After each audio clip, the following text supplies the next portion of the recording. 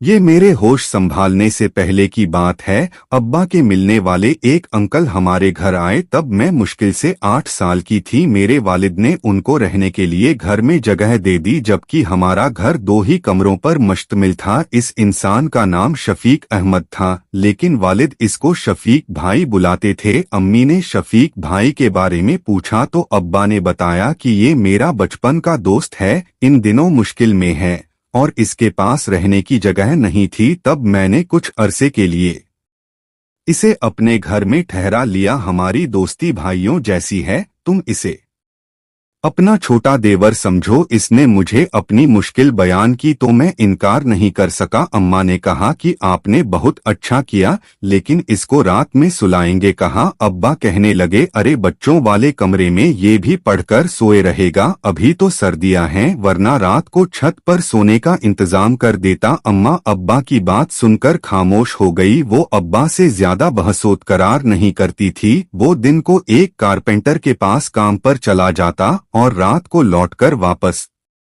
आता। वो कभी भी खाली हाथ वापस नहीं आता था। हमेशा हम बच्चों के लिए फल फ्रूट, कभी सुबह के नाश्ते का सामान, अंडे, डबल रोटी वगैरह ले आता। वो सिर्फ नाश्ता हमारे घर से करता था, दोपहर का खाना अपने कारपेंटर दीन मोहम्मद के पास और रात का खाना कभी बाहर खा लेता। और कभी वो आ जाता तो वालिद इसरार करके इसे रात के खाने पर साथ बिठा लेते। हम सब बच्चे इसको चाचा कहते थे, क्योंकि वालिद कहते थे कि ये मुझे सगे भाइयों जैसा अजीज है। बुरे दिनों में शफीक भाई ने भी हमारा साथ दिया। वालिद की तनख्वाह ज्यादा नहीं थी, घर का गुजारा मुश्किल से हो रहा था, लेकिन शफीक भाई के आ जाने से अब कुछ हालात बेहतर होने लगे। खर्चा खत्म हो जाता तो वो अपने पैसों से राशन ले आता। कभी तेल दाल चावल खत्म हो जाते और इसे पता चल जाता तो वो ये चीजें खरीद कर ला देता और हमसे पैसे न लेता। वो कहता कि मैं भी इस घर में रहता हूँ, इतना तो मेरा भी हक बनता है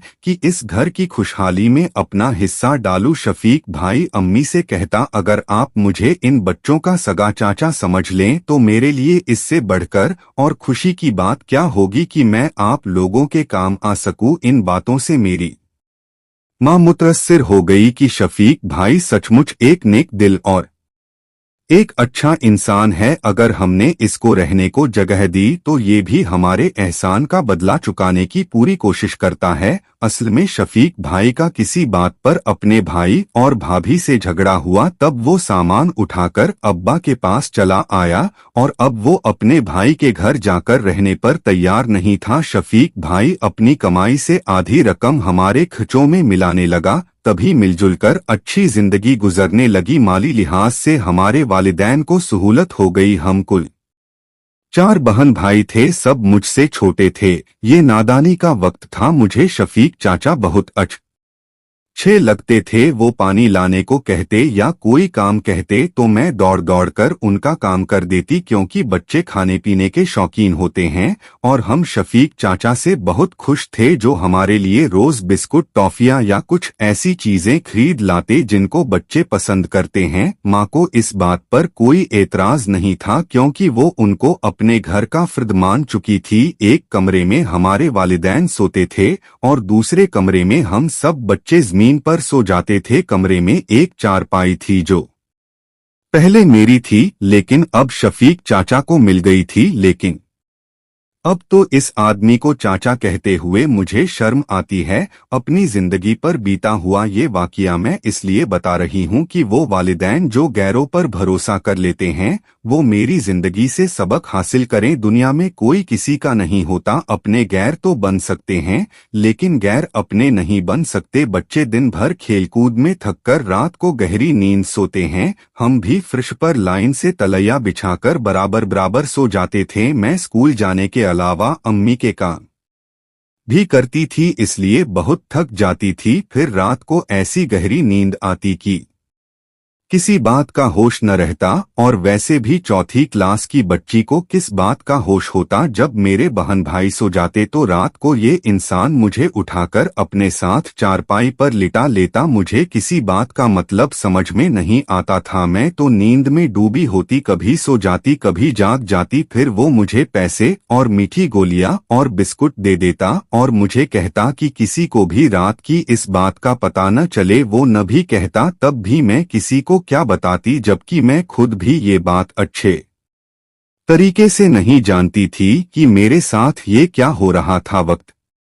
गुजरता गया, यहाँ तक कि मैंने होश संभाला तब भी शफीक को वही हरकत करते पाया। मगर अब फर्क ये था कि वो साथ में गंदी बातें भी करता था। वो बातें कभी मेरी समझ में आ जाती और कभी मेरे सर के ऊपर से गुजर जाती। मुझे कभी ये ख्याल नहीं आया कि ये सब कुछ मेरे हक में बुरा था और मैं सारे में पड़ती जा रही हूँ। हम बच्चों के कमरे के साथ थोड़ी सी जमीन थी। शफीक चाचा ने अब्बा से कहा, अगर आप बुरा न माने तो इस जगह पर चार दीवारी बनाकर छत डाल लो। कारपेंटर तो अपना दोस्त है, छत खिड़कियां दरवाजे बहुत कम पैसों में बन जाएंगे और मजदूरी में खुद कर लूंगा। अब्बा इसकी बात पर बहुत खुश हुए। वैसे भी घर में एक कमरे की जरूरत थी। देखते ही देखते चंद दिनों में एक छोटा सा कमरा तैयार हो गया। शफीक चाचा ने हमारे कमरे के दरमियान एक दरवाजा बनवा दिया ताकि नया कमरा दूसरे कमरे से जुड़ा रहे। वालिद ने नए कमरे में नई चारपाई डलवाकर ये कमरा शफीक चाचा के हवाले कर दिया ताकि सुकून से वो इलाका रह सके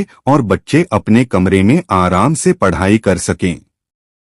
हम बहन भाई अगरचे अपने कमरे में सोते थे और शफीक चाचा अपने कमरे में सोता था। रात को जब मेरे वालिदैन और बहन भाई सो जाते तो शफीक चाचा चुपके से हमारे कमरे में आ जाता। अब मुझे समझ आने लगी थी। मैं इसे कहती कि शफीक चाचा रात को हमारे कमरे में न आया करो वरना मैं अपने वालिदैन को बता दूंगी। शफीक चाचा मुझे कहता कि तेरा बाप तेरी बात मानेगा, वो तो मेरी बात का यकीन करेगा क्योंकि मैं इसे आधे पैसे देता हूँ। मैं शफीक चाचा की बात सुनकर डर जाती क्योंकि इसने मुझे नादानश की उम्र से डराया धमकाया हुआ था। मैं इससे बहुत डरती थी। 8 साल ये इंसान हमारे साथ रहा और मेरे साथ ऐसे ही करता रहा। मेरे वालिदैन इसके लिए फिक्रमंद रहने लगे कि कब तक शफीक काटा रहेगा। अब इसकी शादी करवा देनी चाहिए ताकि इसका घर भी आबाद हो सके। अब्बा के कहने पर अम्मा ने इसके लिए शरीक-ए-हयात की तलाश शुरू कर दी। एक जान पहचान के घर में रिश्ता तलाश कर लिया और वहां शफीक का निकाह हो गया। शादी के बाद कुछ दिन वो अपनी बीवी में मशगूल रहा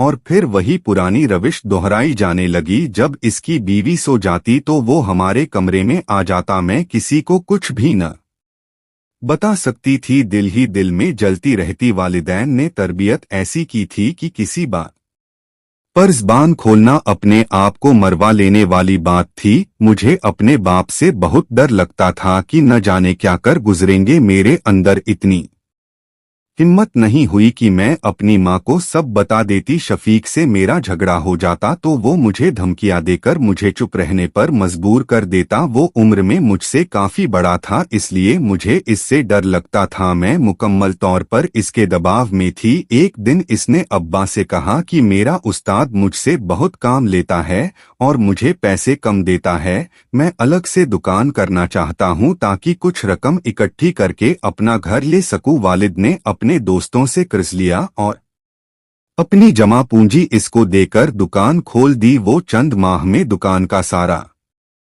सामान खत्म करके वहां से चलता बना। वो तो चला गया, लेकिन इसकी वजह से मेरा ज़मीर मुझे मलामत करता रहा और मैं उलझन का शिकार होती रही। मेरा ख्याल कहीं और होता और काम कहीं और होता। अजीब बेचैनी हो रही थी। मेरी हालत देखकर मेरी सहेलियां कहती थीं कि तुम किस ख्यालों में गुम रहती हो। मैं उनको क्या बताती कि मुझे अपनी इस खोई हुई इज्जत का गम है जिसको एक जालिम तार तार कर गया था। मैं इम्तिहान में भी इसी वजह से पास न हो सकी। वो इंसान तो जा चुका था और मेरी सुनहरी उम्र भी मिलीभो बनकर निकल चुकी थी, मगर दिल की ख्वाहिश खत्म नहीं होती। इसके चले जाने के बाद जितने भी हादिसात मेरी जिंदगी में हुए, इस इंसान को ही उनका जिम्मेदार समझती हूँ। इसके चले जाने के बाद मैं हर वक्त खोई खोई रहने लगी, मेरा दिमाग माओ हो गया था। इसके चले जाने के बाद मैंने सुकून का सांस लिया और मुझे कदरे सुकून मिला। मैं अपने कजिन आमिर को बहुत पसंद करती थी,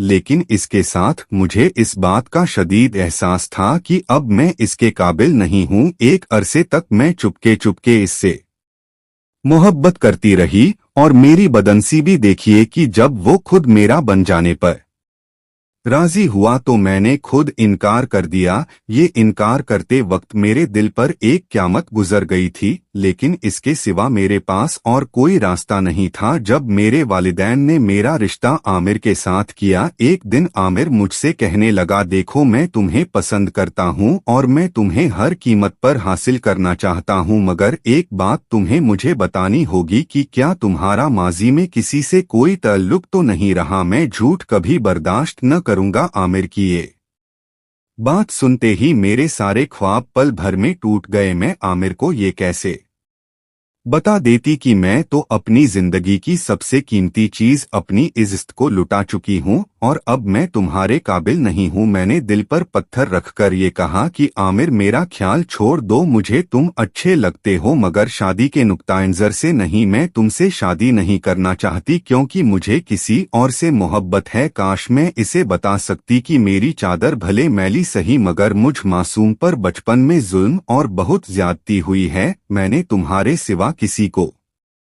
नहीं चाहा, लेकिन अब मैं तुम्हारे काबिल नहीं हूं। मैं आमिर का मिस आज समझ चुकी थी। अपनी मजबूरियों की दास्तान, अपने ऊपर जुल्मो ज्यादती की आप बीती सुना भी देती तो मुझे यकीन था कि मुझे मुआफी न मिलती। अक्सर मुआफी तो हर मर्द दे देता है और आला दर्जा बन जाता है, मगर इसके दिल में जो एक बार कांटा चुभता है तो फिर इसको निकालना मर्द के अपने बस की बात नहीं होती।